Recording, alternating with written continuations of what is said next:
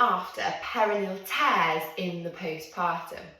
It's really common to have some kind of vaginal or perineal trauma following a vaginal birth. In fact, around 85 to 90% of women will sustain some injury. So I hope that helps you recognise that you are absolutely not alone. Some of the important things we can do to help improve that recovery process is firstly to avoid infection. So really important that we wash our hands before and after going to the toilet, to change pads regularly, and not to be afraid to actually have a little look with a mirror at your stitches. So many women years down the line still haven't looked at their vagina after giving birth. And the truth is we tend to build an image up in our mind that is way more severe than what we actually see when we have a look. Avoiding constipation is really important so that we're not kind of straining on that area.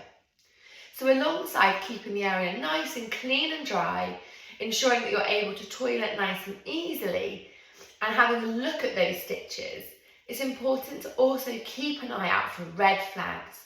So things like increase in pain all of a sudden when things should generally get a bit easier day by day.